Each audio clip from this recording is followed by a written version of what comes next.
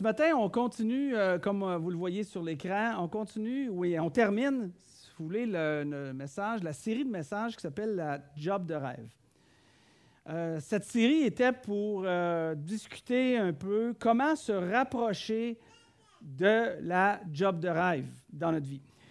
Pourquoi? Bien, parce qu'il y avait des statistiques qui sortaient qu'à peu près 80% des gens étaient insatisfaits ou peu satisfaits de leur emploi. Alors, on s'est dit, tiens, ce serait une bonne idée de parler de ce sujet-là. Et on a fait 4 messages et le 5e message, on le termine aujourd'hui. Alors, si vous voulez faire un retour sur les messages, vous avez simplement qu'à aller sur l'Internet, sur l'accessible.ca, puis vous allez voir, tous les messages sont là, les derniers messages. Je pense que c'est assez pertinent parce qu'on travaille tous, on a travaillé, on a des jeunes qui vont travailler, puis on peut être là pour les aider, les assister, ou les référer vers ces messages-là. Alors, je vous invite à d'aller faire un retour sur ces messages-là. Il y a des situations dans la vie, vous allez voir ce qu'on va parler, des situations dans la vie qui parfois nous demandent d'agir vraiment rapidement, hein, qu'il faut... C'est un cas d'urgence, puis il faut se dépêcher. Pour ceux et celles qui ont vécu l'inondation, je pense que c'était l'été passé, et il y avait plus effrayant. En tout cas, moi, j'habite à Notre-Dame-des-Prairies, puis il y avait plu énormément, puis à la ville, il y avait eu des problèmes avec leur système électrique qui fait alimenter, évidemment, les pompes, fait fonctionner les pompes. Puis, donc, le résultat fait que nos rues étaient remplies d'eau. Là. Je ne sais pas si c'était comme ça pour ceux qui sont dans la région. Là, on avait de l'eau jusqu'ici, là, dans la rue. Là. Puis, évidemment, hein, tu peux jusqu'à une certaine limite que les pompes des maisons sont capables d'autosuffire. Alors, évidemment, l'eau est rentrée dans les maisons. Puis, chez nous, ça rentrait dans la douche. Puis, l'eau rentrait de la douche, mais ça sortait comme un geyser du plancher. À peu près ça d'eau, là, tu sais, puis ça sortait avec grande force, puis ça se répandait dans mon sous-sol. Un sous-sol fini, en plus, hein, je veux dire, avec les chambres et tout. Mon père habite là. Fait que mon père, il nageait là-dedans, puis il est venu m'avertir. Il m'a dit « Hey, François, il dit, je pense qu'il y a trop d'eau en bas. » Tu sais. Bon, vous voyez un peu l'image. Donc, il y avait beaucoup d'eau. Alors, quand ma femme m'appelle, puis elle me dit « Dépêche-toi de t'en venir. » J'étais à Montréal, puis finalement, j'étais en route. On s'est dépêché à arriver, puis là, il fallait faire quoi? Il fallait sortir des chaudières, il fallait sortir des mops, puis trouver des pompes, puis trouver les tuyaux. Puis bon, c'était une première, donc n'était pas vraiment équipé. Fait que ça courait sur un temps. Hein? On courait d'une manière vraiment fou avec nos chaudières, nos tuyaux, puis nos mops pour éviter le plus de dommages possible. Mais après quelques heures, hein, parce que ça a été quand même assez long, après quelques heures, on n'a pas eu le choix de ralentir notre rythme. Hein, on ne pouvait pas courir là, indéfiniment. De toute manière, je manquais d'énergie. Là. À un moment donné, je n'avais juste plus. Alors, ce n'est pas possible de maintenir un rythme comme celui-là pendant des heures, voire des jours, des semaines. Hein? Un rythme juste pas sain, finalement. Je parlais de ça avec Michel, mon ami. On joue souvent au golf ensemble parce que je suis meilleur que lui. Ça fait qu'il aime ça quand il apprend de moi. Non, c'est pas vrai, c'est l'inverse. Fait que Michel, lui, j'en ai parlé, là, puis il était d'accord que je vous partage cette petite anecdote-là. Michel, il fait de l'arythmie. Hein? Si vous ne savez pas c'est quoi de l'arythmie, ben, c'est le rythme cardiaque qui soit s'affole ou s'affaisse, hein, dépendant de la personne. Mais finalement, le cœur n'a pas un rythme régulier. Je ne vis pas ça, mais je demandais à Michel, je dis, qu'est-ce que ça fait, ça? Hein? Il dit, c'est vraiment inconfortable. Tu sais, c'est un rythme-là, le rythme cardiaque, c'est ça que ça fait, l'arythmie. Alors, la solution, c'est que tu ne continues pas à vivre de même. Tu veux t'efforcer plutôt de changer ton rythme de vie pour changer ton rythme cardiaque et que ton cœur puisse avoir un rythme régulier, constant, ce qui nous permet généralement de faire toutes nos activités. Sinon, l'arythmie va peut-être nous obliger à changer nos activités, notre exercice, en faire plus, en faire moins, dépendant là, de ce que le médecin, finalement, va recommander. Pourquoi je vous parle de ça? Parce que ce matin, on va parler d'un rythme, mais on va parler d'un rythme de travail. Pourquoi? Parce qu'un rythme, dans les 2 exemples que je viens de vous donner, un rythme de travail insoutenable va produire de l'épuisement. Ce que communément de l'épuisement extrême, en anglais, on va appeler ça un burn-out. Alors, si on a un rythme de travail insoutenable, on est à risque de l'épuisement qui va nous affecter partout dans notre vie, dans notre travail, dans notre famille, dans nos activités. Donc, comme dans notre vie de tous les jours, comme dans notre travail, maintenir un rythme insoutenable va conduire vers une dépréciation de ton travail. Et de là, l'idée de la job de rêve ne trouvera pas réalisation dans un rythme insoutenable. Puis si vous connaissez comme moi, probablement des gens qui ont vécu des burn-out ou des épuisements, puis finalement, à ce moment-là, ce n'est plus la job de rêve, là, même si ce l'était au début. C'est devenu vraiment, ça se transforme en véritable cauchemar. Alors, puisque ça a un impact, je voulais qu'on parle un peu de ça aujourd'hui. Je voulais qu'on parle aujourd'hui du cycle du travail. Je voulais qu'on parle du cycle du travail. Donc, ce qu'on va parler ce matin, on va parler, le travail, bien sûr, c'est une chose. On en a parlé pendant 4 semaines. Mais j'aimerais parler de repos, pour maintenir un cycle de travail. Et on va parler aussi à la fin, je veux garder un espace, un temps pour qu'on puisse parler de retraite. La retraite, évidemment, ça va rejoindre plutôt les gens de 40 ans et plus. Là, on commence là, à entendre parler de la retraite ou on commence à se préparer de la retraite. Quand tu as 30 ans, tu ne penses même pas à ça, tu ne parles même pas de ça. Tu ne penses même pas que ça va arriver à un moment donné. Quand tu as 40 ans, tu réalises que ça va arriver. Quand tu as 60, 65, tu as hâte que ça va arriver. C'est différent. Hein? Donc, on va parler de ça. On va parler dans le cycle de travail, on va parler de repos, puis on va parler de retraite ce matin. Et le point principal, dans le fond, que j'aimerais qu'on regarde, c'est qu'un rythme de travail soutenable soutient sans relâche tes activités. Un rythme de travail soutenable soutient sans relâche tes activités. Et c'est ça que je veux adresser ce matin. L'épuisement, le burn-out, c'est un fléau de nos jours. Pas nécessairement que le burn-out lui-même est un épuisement total, être complètement brûlé. Ce n'est pas nécessairement le cas de beaucoup, beaucoup de gens, malgré que c'est quand même énorme. Mais l'épuisement est un fléau aujourd'hui. Alors, quand on regarde, est-ce que je fais un burn-out? Est-ce que je fais juste un épuisement? Je suis juste extrêmement fatigué, je suis brûlé, sans nécessairement être le burn-out. Ça dépend comment on va se situer sur notre niveau d'épuisement. Au niveau médecine, ils vont considérer ça. Est-ce que ton épuisement est au niveau 2 ou 3, sur une échelle de 10, 10 étant le pire, ou ton épuisement est 8 ou 9? Et là, à un moment donné, quand c'est 8 ou c'est 9, tu as vraiment de la difficulté à fonctionner. Je connais quelqu'un qui a vécu un burn-out, puis ça lui a pris pas quelques semaines pour s'en sortir. On va en parler tantôt, ça lui a pris 2 ans à réussir à s'en sortir. Qu'est-ce qui va causer un burn-out? Bon, ça va être du stress. Souvent, ça va être associé au travail. Donc, ça va être un stress chronique au travail, mais pas juste le stress chronique au travail. C'est un stress qui n'a pas été géré avec succès. Et c'est ça qui vient faire la différence.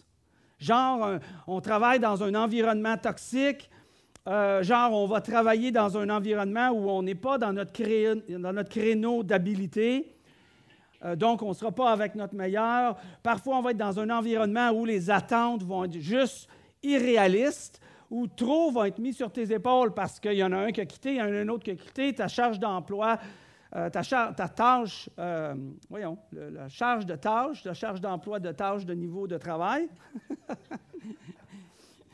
devient juste irréaliste pour toi. T'sais? Ou, évidemment, si tu t'en vas dans un environnement, tu ne t'entends pas bien avec ton patron, ton supérieur, des collègues de travail, et il y a conflit après conflit, ça peut causer justement, à longue échelle, ça peut causer un burn-out ou un épuisement. On va retrouver, peut-être vous dire, mais je suis où, moi? Je suis où sur une échelle d'épuisement? Est-ce que je suis 2 ou 3? Est-ce que je suis 8 ou 9? Je vous dirais, pour ceux qui ont vécu vraiment des burn-out, ils vont dire les symptômes qui vont ressortir, on va être vraiment une perte d'intérêt, une perte de motivation, une perte de passion qui autrefois te passionnait, mais là, on dirait que ça ne te passionne plus, tu n'es plus intéressé, tu manques de concentration. Alors, c'est un des éléments qui disent de faire attention. L'épuisement, évidemment, tu vas sentir de l'épuisement, sentir de la fatigue. Tu vas avoir de la difficulté à travailler, à dormir. Donc, la perte de sommeil vient jouer en même temps dans cet épuisement-là. Un détachement aussi. Ils disent, un détachement, tu vas avoir un sentiment d'apathie. Sur le plan social, bien, tu vas te retirer un peu. Tu n'as pas vraiment le goût d'être avec des gens. Tu n'as pas le goût d'être dans le groupe. Quand tu vas être en groupe, bien, tu vas te retirer dans les conversations. Mais ça, c'est quand c'est accentué. Hein? C'est comme ça qu'il faut un peu le voir. Tu dis, j'ai un peu ci, j'ai un peu ça.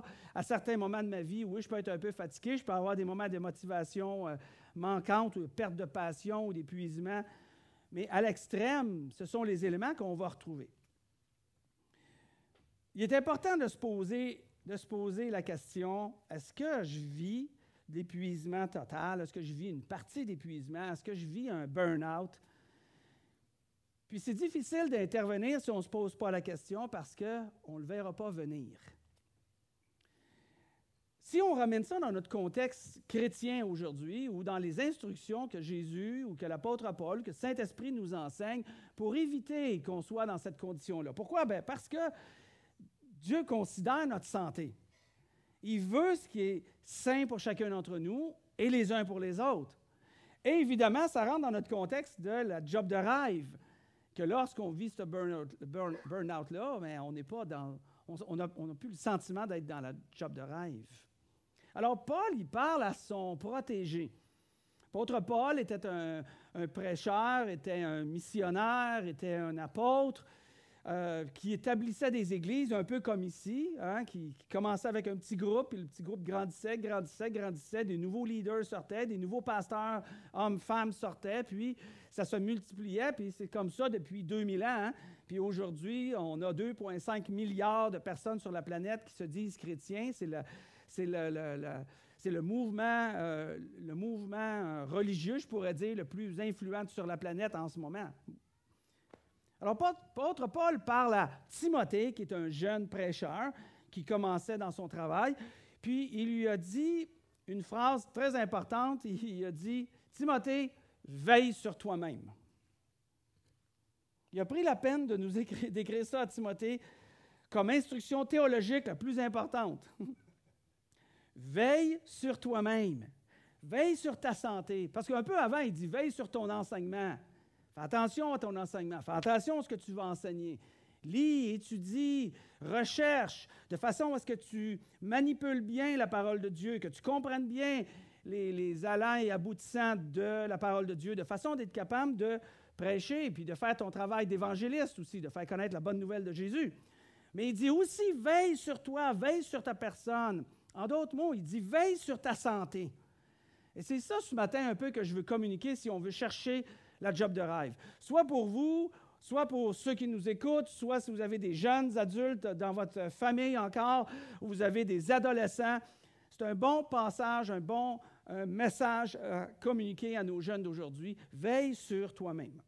Oui, mais vous me direz peut-être, oui, mais François, la vie, elle est tellement exigeante aujourd'hui, ça va tellement vite, la demande est tellement grande, que c'est juste impossible d'avoir un rythme de travail qui va être de santé parce que la pression est autour de moi, la demande est autour de moi. C'est impossible, il me semble, de vivre autrement. C'est vrai que c'est difficile aujourd'hui, j'avoue. Mais si on ne s'encourage pas, puis on ne s'enseigne pas, puis on ne se partage pas d'avoir un autre rythme de travail que la course, bien, à un moment donné, ça fait justement ce qui se passe dans notre société où tout le monde est fatigué, tout le monde est épuisé. Les gens, tu ne peux plus aller chez visiter quelqu'un aujourd'hui à moins que tu aies réservé, tu as pris un rendez-vous parce que les gens n'ont pas 2 minutes à consacrer, puis il faut que ça soit écrit dans ton agenda, là. Je me dis, wow! Autrefois, je ne vivais pas ça. Ceux qui ont mon âge, là, tu sais, dans la trentaine. Hein? Les gens venaient sonner à ta maison, puis on ouvrait la porte, puis « Hey, viens t'asseoir! Aujourd'hui, ça prend un rendez-vous 3 semaines d'avance. » Puis on te dit de quelle heure à quelle heure. Je ne dis pas que c'est une faute. Je dis juste, c'est la société dans laquelle on vit. Il faut faire attention si on ne veut pas tomber justement dans ce burn-out-là ou dans cet épuisement-là. Mais je vous dis, oui, on comprend ça, mais cette même réalité-là, si on regarde à l'exemple des exemples, on va regarder à Jésus. Jésus vivait aussi dans cette période-là, même si c'était une époque qui était différente. Jésus comprenait l'idée de l'épuisement, croyez-moi. Regardez sur le texte qui nous amène. Je voudrais juste parler un peu de ça. La réputation de Jésus se répandait de plus en plus. Aussi, de grandes foules affluaient pour l'entendre. OK? Et pour se faire guérir de leur maladie. Alors, vous comprenez, la demande était grande. Une foule était là. Jésus, la Bible nous enseigne plus loin différents passages qui guérissaient tous ceux qui étaient malades. Il arrive à Capernaum, une ville dans laquelle il a grandi. Tous ceux qui étaient malades venaient se faire guérir. Ça, c'est sans compter tous ceux qui avaient besoin d'un conseil, tous ceux qui avaient besoin d'être encouragés, tous ceux qui voulaient être enseignés théologiquement parlant. La demande était énorme sur Jésus. Mais lui se retirait dans les lieux déserts pour prier. Il trouvait le temps nécessaire de s'arrêter, de se retirer pour être capable de prier. Bien sûr, il avait compris ce que nous prend toute une vie d'arriver à comprendre, que la prière avec Dieu va nous ressourcer. On va en parler dans une seconde tout à l'heure. Jésus avait compris cette idée-là. Mais il faut aussi savoir que malgré que Jésus prenait le temps de se retirer puis d'aller dans un lieu désert pour prier avec son Père, en même temps, il savait très, très bien que son temps, comme le vôtre, comme le mien, était très limité. Jésus avait une mission à accomplir. Il a commencé sa mission il y avait une trentaine d'années. Il l'a conclu à 33 ans. Il savait qu'il y avait 3 ans pour faire connaître le message de Jésus, faire connaître son Père, montrer son message, pour que finalement, il soit, lors de la 3e Pâque, il soit rejeté, il soit jugé, il soit condamné, il soit crucifié, enseveli, mais ressuscité le 3e jour. Alors Jésus savait que son temps était limité, mais malgré ça, il trouvait le temps de se retirer pour prier pour son Père, avec son Père. Il a compris de trouver le moyen de rendre son travail dans un rythme soutenable. 2 choses que j'aimerais qu'on parle ici, à partir de là. 2 choses.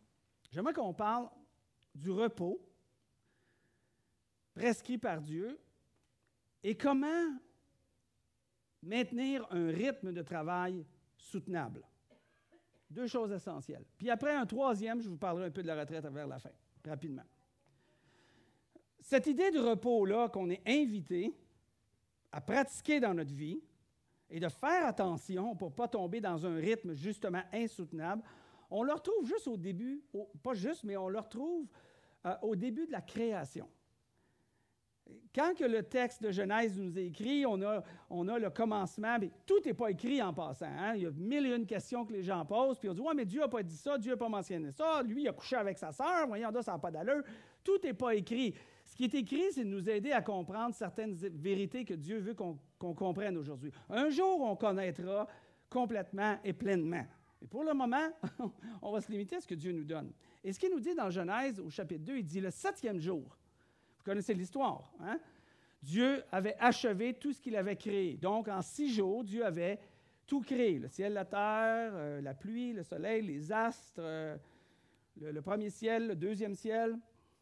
Il avait achevé tout ce qu'il avait besoin. Il se reposa en ce jour-là. Le 7e jour, il se reposa de toutes les œuvres qu'il avait accomplies. Alors, Dieu nous parle dès le commencement du premier livre de l'Ancien Testament, le livre de Genèse, qui veut dire le mot « créer », finalement, commencement plutôt. Dieu a créé pendant 6 jours, et le 7e jour, il s'est donné une récréation. Il s'est donné le 7e jour pour arrêter. Est-ce que Dieu était fatigué? Non! Dieu n'était pas fatigué. Mais je pense qu'il a voulu démontrer, entre autres, on va donner 2 aspects à ça, il a voulu démontrer aussi un modèle à nous aujourd'hui. À un moment donné, il a même donné ça, il a même pris ce modèle-là de Genèse, puis il l'a rentré dans les 10 commandements. Vous vous souvenez, les 10 commandements? Et là, le 4e commandement, il enseigne, tu garderas le jour du sabbat, le jour du repos, puis de le garder cette journée-là, tu ne feras pas aucun ouvrage.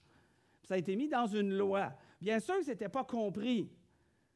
Parce que quand cette loi-là a été gardée, les gens étaient soumis à la loi et devaient absolument suivre ça. Quand Jésus est arrivé, Jésus faisait des guérisons le jour du sabbat. Ben là, les chefs religieux étaient outragés que Jésus brisait la loi. Mais Jésus ne brisait pas la loi, il accomplissait la loi. Et Jésus a commencé à expliquer, il dit, vous n'avez pas compris l'idée du repos et du sabbat. On ne doit pas se soumettre au sabbat parce que c'est une loi.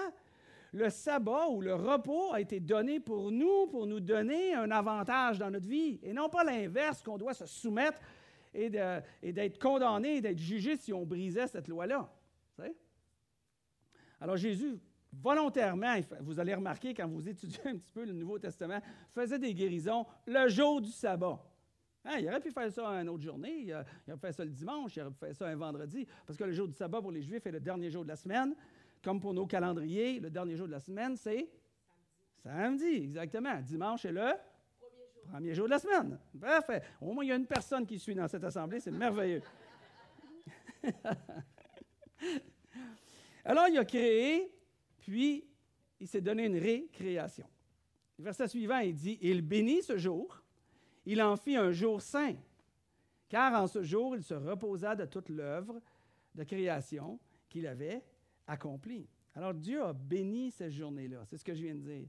Cette journée-là est une journée d'accomplissement, est une journée de signification, est une journée spirituelle, un temps pour passer avec Dieu. C'est un temps de joie, un temps de célébration. Hein? C'est une journée qui dit, le 7e jour, il dit, c'est une journée, il a consacré cette journée-là comme une journée sainte ou un jour saint.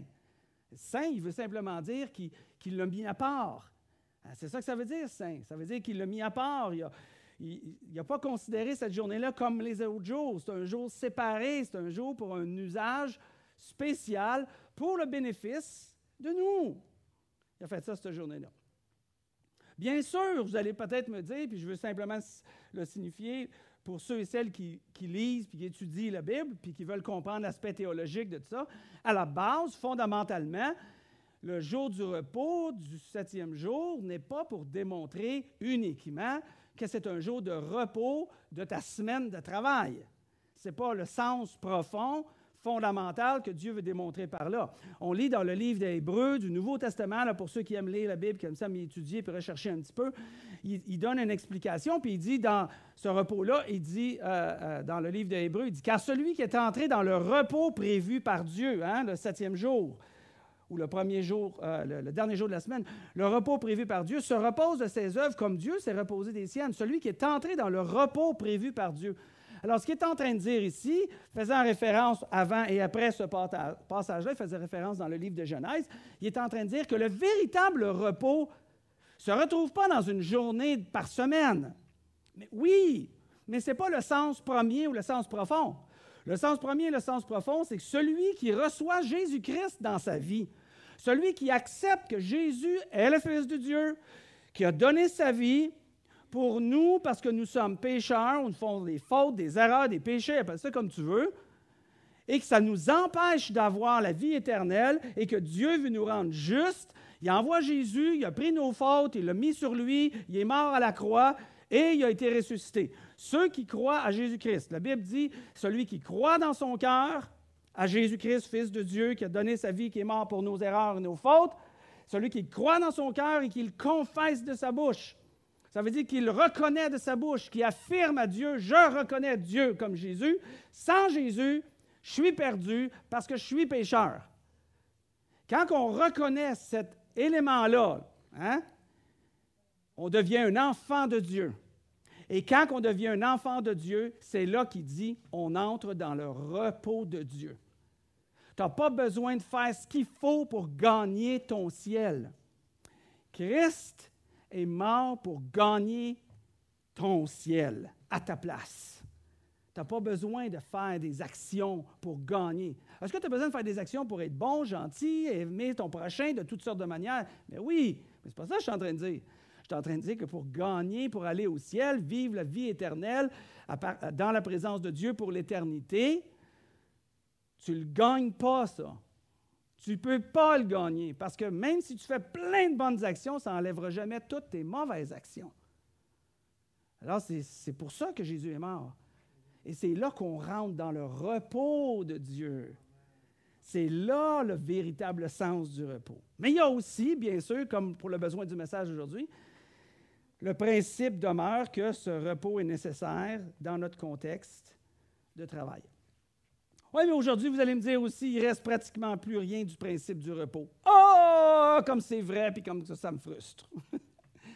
Les gens travaillent le dimanche, les gens travaillent le samedi, ils travaillent 5 jours par semaine, ils travaillent le jour, ils travaillent la nuit, ils travaillent entre le jour et la nuit. Ça n'a aucun sens. Tout le monde travaille à pu finir. Hein? Pourquoi? On va vendre plus, on va être plus fort, puis la compétition est de plus en plus grande. Bon, on va m'arrêter là-dessus. Trop facile. Mais aujourd'hui, le principe du repos est vraiment plus présent dans notre société. J'essaye, moi, de trouver ce principe-là que Dieu nous a laissé dans ma vie en tant qu'individu. J'essaie de me prendre une journée par semaine. Pas nécessairement le dernier jour de la semaine. Ce n'est pas nécessairement l'obligation du dernier jour de la semaine. Je vous ai expliqué tantôt, ce n'est pas une obligation. Le sabbat n'est pas pour être suivi. Le but, ce n'est pas d'être suivi, c'est pour nous faire du bien. Alors, j'essaie de prendre le samedi. Le samedi, une journée par semaine, j'essaie de m'arrêter, j'essaie de ne pas travailler, j'essaie de me recréer, j'essaie de trouver quelque chose qui m'intéresse, qui fait du bien. Hein? Puis si je ne peux pas parce qu'il faut que je travaille la journée, parce que je n'ai pas complété mes tâches pour l'assemblée d'aujourd'hui, puis évidemment la demande tourne autour, bien, je vais essayer de prendre le lundi. Je vais prendre un lundi off. Mais j'essaie de prendre une journée où vraiment je le consacre à moi. Dans ce principe-là que Jésus nous donne. Pourquoi? Je vais éviter le burn-out. Je veux éviter l'épuisement total, puis je ne veux même pas être en épuisement à 4, à 5, ou à 6, ou à 7. Et quand je sens qu'à un moment donné, j'ai pris trop de semaines, puis je n'ai pas fait, parce que ça m'arrive, bien sûr, puis je n'ai pas fait de repos, à un moment donné, je le ressens. Je le ressens que je n'ai pas pris le repos qui était nécessaire. Une journée par semaine, le Seigneur nous donne. Pourquoi pas saisir de ça et d'organiser notre agenda de façon à arriver à le faire. Job de rêve, on évite l'épuisement. Pour éviter l'épuisement, trouvons un temps de repos, comme Dieu nous en a donné un exemple, puis des enseignements par rapport à ça. Mais il y a aussi, parce que si on prend une journée de repos, mais on a un rythme de travail insoutenable, ta journée de repos ne servira pas à grand-chose. Parce que tu vis dans un moment insoutenable. Et c'est ce qui se passe quand les gens vivent l'épuisement total ou le burn-out. C'est parce qu'ils prennent une journée de repos, mais pendant 6 jours, c'est fou la course. Puis à un moment donné, la journée de repos, tu prends ta journée de repos, puis tu retournes au travail le lundi matin, si c'est le cas, je donne un exemple. Tu ne te sens pas vraiment reposé. Puis là, ça s'accumule, puis là, tu repars l'autre semaine, puis l'autre. Puis fais ça 1 année, puis 2 ans, 3 ans, 4 ans. Les gens sont surpris en disant, je ne sais pas qu'est-ce que j'ai. J'ai un détachement, je suis épuisé, je suis malheureux, je pleure tout le temps, puis je ris plus, puis j'ai plus de plaisir, puis j'ai plus de fun. Parce qu'on a embarqué dans ce cycle de vie-là que notre société nous propose là, abondamment, là, abondamment. Au lieu d'avoir un équilibre, souvent on utilise cette expression-là. Puis peut-être c'est correct. On n'est pas obligé de prendre tout ce que François dit. Puis je vous donne, surtout dans ce sujet-là. Mais les gens souvent vont parler d'équilibre. Hein, un équilibre entre la famille, puis le travail, puis les loisirs, puis le divertissement. Mais ça, c'est très difficile à faire. J'ai essayé de faire ça. Mais à un moment donné, ça ne marche pas comme ça.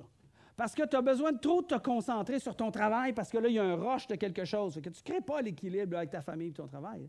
Puis à un moment donné, tu as un nouveau bébé qui vient de naître au monde. Fait que là, je te garantis que tu t'en occupes un peu plus. Puis là, c'est ta famille puis ta famille. Puis à un moment donné, tu sens que tu as besoin de faire les amis ou le travail ou les activités. Au lieu de créer un équilibre, moi, je vous suggère avoir une approche différente, mais plutôt avoir un rythme soutenable plutôt qu'un équilibre. Donc, ça y va en fonction, comme je viens de mentionner, différentes saisons. Pourquoi? Parce que si on n'a pas un rythme soutenable, les vacances ou la journée de repos, ça ne sera pas suffisant pour nous recréer, même si on prend une journée de plus par semaine.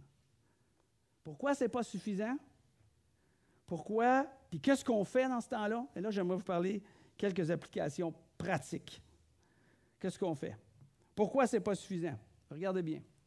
Celui qui est né, plutôt, ton temps libre ne te recréera pas si ton problème provient de la façon que tu occupes ton temps de travail. Je pense que c'est important de communiquer ça à nos jeunes, à nos enfants, à nos adolescents, aux jeunes adultes, dans nos environnements, dans nos groupes, partout. Si notre temps de travail n'est pas soutenable, on n'arrivera pas à se recréer avec des vacances ou avec une journée de repos. Donc, ce qui est important, c'est de regarder pas nécessairement ton temps libre, qu'est-ce que tu fais avec, malgré que j'encourage une journée de travail, une journée de repos, mais plutôt de voir comment on occupe notre temps de travail. C'est-à-dire avoir un rythme soutenable, parce que insoutenable devient justement le problème. Alors, qu'est-ce qui va aider? Je voudrais vous partager quatre suggestions qui pourraient nous aider là-dedans. Pour arriver à avoir un travail soutenable et d'être capable de gérer avec les différentes situations dans notre contexte de travail. OK, on prend une journée de repos. OK, qu'est-ce qu'on fait dans notre journée de repos? Une des choses que je vous suggère, ça c'est une bonne idée. Fais le point.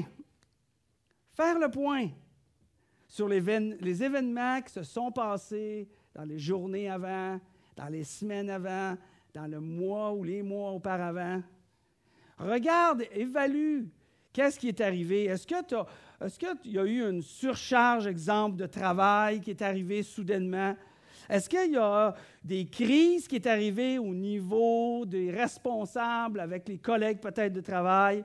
Est-ce qu'il y a un souci nouveau, différent qui vient de naître dans ton milieu de travail, dans ton environnement de travail? Est-ce que tu as vécu des rejetés à cause de ça? Ton idée a été rejetée, ta personne a été rejetée, tes opinions ont été rejetées. Est-ce que tu as vécu ce genre de rejet-là? Est-ce que tu as vécu des pertes? Essayer de gagner quelque chose, mais ça n'a pas fonctionné, puis là, c'est une perte, puis tu as donné un investissement, mais il n'y a pas eu le fruit de ton investissement, tu as pris ça comme une perte. Au lieu simplement que la vie va tellement vite que tu vis tout ça sans même t'en rendre compte. Et là, ça crée, selon les experts, ça crée vraiment, parce qu'il n'y a pas cette évaluation, justement, dans notre cadre de travail. OK, première chose, je vous encourage à faire le point. Deuxièmement, quelque chose de bien. Pleure tes pertes, prie tes anxiétés, puis parle à un ami. Deuxième chose à faire.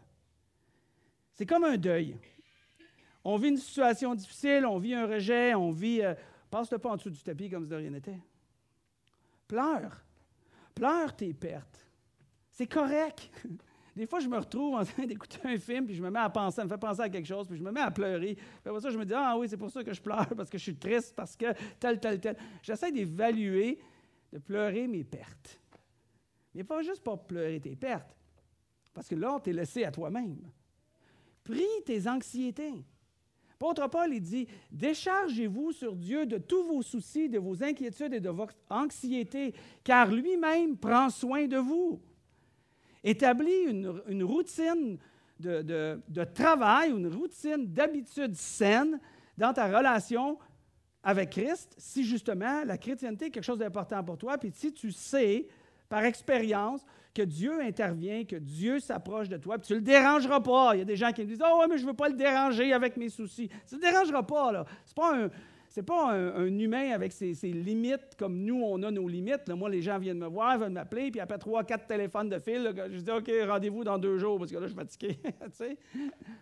Dieu n'a pas cette limite-là. Va le voir. Vas-y parler. Confie-lui ton anxiété, confie-lui tes peines, confie-lui justement ce qui a été des rejets puis des pertes pour toi. Ensuite, organise tes décisions par catégorie, je me disais. Organise tes décisions, justement pour être capable d'avoir un travail, un rythme soutenu. Bien, tu ne fais pas toute la demande de tout le monde. Hein? On répond oui, oui, oui, oui, oui, oui, oui à tout. Ça veut dire qu'il y a plein de choses que tu n'arriveras pas à faire. Ah, je le sais par expérience. On ne peut pas arriver à faire ça. Alors, détermine ce que je fais, ce que je ne fais pas, ce que je vais faire plus tard ou ce que je délègue. Quand j'ai commencé l'Église ici, moi, je joue de la musique, puis je chante. Puis quand j'étais avec Lynn, j'aimais jouer de la musique, j'aimais chanter avec Lynn parce qu'elle chante bien, bien, bien. Mais je vous ai déjà dit que quand moi je chantais, le monde disait « Ah, tu chantes bien! » Puis quand j'ai commencé à chanter avec Lynn, le monde oubliait que je chantais. Il disait « Wow, hey, ta femme chante bien. » Ouais, je sais qu'elle chante très bien. Mais face à part, elle chante très bien. Puis, fait que je me suis dit, quand on va commencer l'Église ici, à moins de cas extrêmes, je n'embarquerai pas sur ma guitare, puis je ne chanterai pas. Ce n'est pas quelque chose que je vais faire. Je me suis dit, je vais essayer de former des nouveaux leaders, former des nouveaux pasteurs, former des nouveaux prêcheurs qui vont faire les mariages, qui vont administrer les mariages, ou comment on dit, coordonner les mariages, administrer les mariages, là, qui vont faire les funérailles. Comme ça, je n'aurai pas besoin de faire ces choses-là, mais je vais être capable de les déléguer à d'autres personnes. Pourquoi? Parce que je veux un rythme de travail soutenu. Je suis certain que vous voulez un pasteur qui va être en santé. Et non pas que je vais arriver ici puis je vais tirer les pieds à terre parce que je suis fatigué et épuisé puis que je ne suis pas capable de discuter avec qui que ce soit. Ah non! Fait que j'ai déterminé des catégories de qu'est-ce que je m'implique, qu'est-ce que je ne m'implique pas, qu'est-ce que je ne ferai pas, puis qu'est-ce que je vais déléguer. Puis après, établis des frontières, si tu veux, un rythme de travail soutenable. Établis tes frontières, jusqu'où tu vas aller. Et là, je vais vous parler en 1 seconde, puis je vous le rappelle, mais c'est tellement important. Le fameux téléphone cellulaire qui a un contrôle sur toi, le Dieu cellulaire, qui nous domine dans nos relations, qui nous enlève le temps avec nos enfants, ou le temps de qualité avec nos enfants, qui enlève le temps de qualité avec nos amis, avec notre conjoint, notre conjointe, qui va nous ramener de passer des heures au lieu d'aller prendre une marche, qui va interrompre n'importe quoi, n'importe quand, à n'importe quel moment, qui ne frappe pas à la porte, mais qui rentre avant de frapper à la porte. Ça, c'est une distraction qui va devenir, si ce ne l'est pas déjà, ton pire ennemi.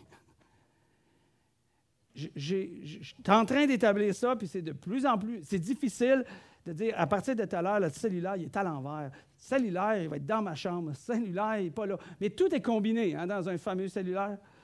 Fait que c'est ton horloge en même temps que c'est ton calendrier, que c'est en même temps ta musique, que c'est en même temps que...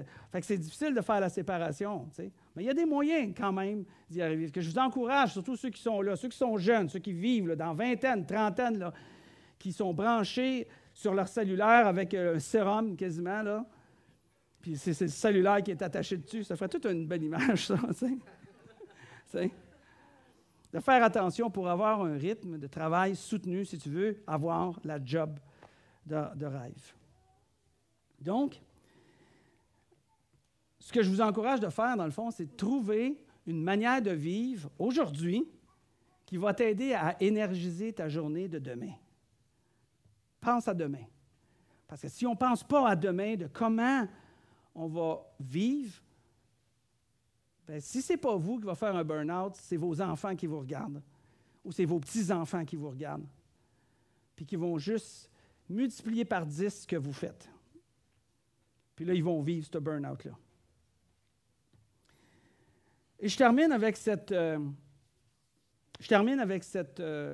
dans le cycle de travail. Oui, on a parlé de travail, je voulais parler de repos, mais je veux aussi parler d'une dernière chose avec vous. Je veux parler de quelques minutes.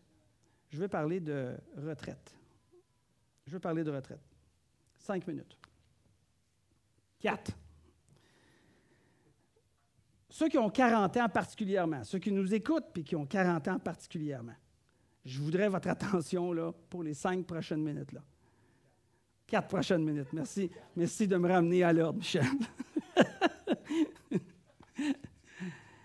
La retraite, qu'est-ce que c'est? Ce n'est pas la fin du travail. Ce n'est pas la fin du travail, c'est le temps du partage des connaissances. Ce n'est pas la fin du travail, je répète, j'aurais dû mettre ça sur l'écran, c'est le temps du partage des connaissances. Pourquoi? Parce que vous qui songez à la retraite, comme ma femme en a 2 mois, puis elle est à la retraite. Ça, c'est le mot qui sort le plus souvent chez nous ces temps-ci. C'est pas Jésus, c'est pas Dieu, c'est pas amour. Retraite. C'est ça qui sort. 2 mois. Et 3 et 4 minutes. Ce n'est pas la fin. Mais pourquoi? Qu'est-ce qu'on peut partager? Ta vie. Ta vie est un coffre à trésors. Si tu es à la retraite, c'est parce que ça fait 30 ans, 40, 50, 60 ans que tu travailles, que tu es dans le milieu de travail. T'imagines-tu tout ce que tu as appris dans ta vie? Mais ça, ce n'est pas juste simplement au niveau du travail. Si tu es marié, c'est au niveau de ton mariage. Ah, bien là, moi, j'ai été divorcé 2 fois, je ne peux pas donner des conseils. Tu peux donner plein de conseils pour ne pas divorcer 2 fois. Tu peux donner plein de trucs puis plein de choses que tu as appris au travers de ton premier mariage, 2e mariage, 3e mariage. Ça, c'est comme le gars qui me disait quand on était à Porto Rico, puis on était dans un tour, puis le chauffeur me disait « Hey, ça fait 50 ans que je suis marié. » Fait que toute la gang, on a applaudi, hein? Puis il nous a dit « J'ai été 10 ans avec la première, 5 ans avec la deuxième, 3 ans avec la 4e. » Tu sais? On a énormément à donner. Énormément à donner au niveau du mariage. Au niveau du leadership, tu as eu un leadership en quelque part. Tu as parti quelque part, quelque chose, même si tu as une équipe de soccer dans ta cour. Tu as appris à comment diriger, comment conduire. Tu as eu une famille, donc tu as appris c'est quoi le leadership dans la famille. Que ce soit au niveau de tes enfants, tu as eu des enfants, bien, parle-en à ceux qui veulent avoir des enfants. C'est quoi avoir des enfants? Les parents, je regarde mes jeunes. Puis mes jeunes, mon plus vieux vient d'avoir une fille, elle s'appelle Jade, elle a 7 mois, je pense, 7 ou 8 mois, 7 mois. Puis des fois, il me pose des questions, puis je vois très bien que ça veut dire « Au secours! » Comment est-ce que je fais? Tu sais? Après vous, tu as différentes situations. On est là! On est là! On est les parents, on est les plus vieux, on est 40 ans et plus, on est à la retraite, on est là pour partager ces connaissances-là. Dans la santé ou dans la maladie, hein, vous avez passé au travers de différentes santé, différents moments de santé, différents moments de maladie. Au niveau de l'argent, au niveau des conflits, au niveau de la foi, je pourrais vous donner plein de détails. Vous avez énormément à donner, particulièrement si vous êtes chrétien, vous avez découvert la foi. Vous êtes même capable de faire un sens encore plus profond et plus véritable entre ce que Jésus nous enseigne, la perspective de Dieu par rapport à ces différentes situations de la vie. On est là pour être capable de partager. Hein? Déverser votre vie dans la vie des autres, c'est de former une nouvelle vie, mais différente que quand on avait 20 ans. On en a 40. Pourquoi je dis ça? Parce que la retraite, ce n'est pas le temps d'arrêter. L'apôtre Paul, il dit à un moment donné, « Je suis rendu un vieillard, j'ai achevé la course, j'ai gardé la foi, la couronne de justice m'est promise. » Et là, il savait qu'il allait mourir bientôt, vieillard. Et pourquoi il a fait ça? Pourquoi il a continué? Pourquoi je vous encourage à faire ça? Surtout si vous venez dans le temps de la retraite. L'apôtre Paul, il dit, et lance... non, pas ce verset-là, juste le verset avant, Corinthiens 15. Et voilà. « C'est pourquoi, mes chers frères et sœurs, soyez fermes. Ne vous laissez pas ébranler. Travaillez sans relâche pour le Seigneur. » Travaillez sans relâche pour le Seigneur, sachant que la peine que vous vous donnez au service du Seigneur n'est pas inutile.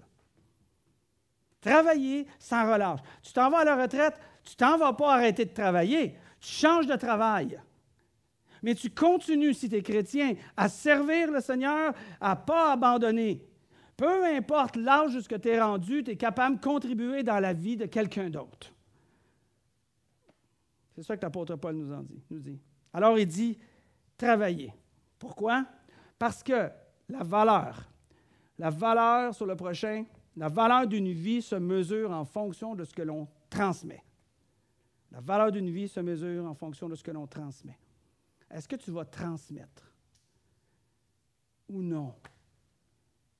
Est-ce que tu vas être juste rempli de loisirs et d'activités ou de passe-temps ou d'ennuis? Tu n'es pas obligé. Tu n'es absolument pas obligé.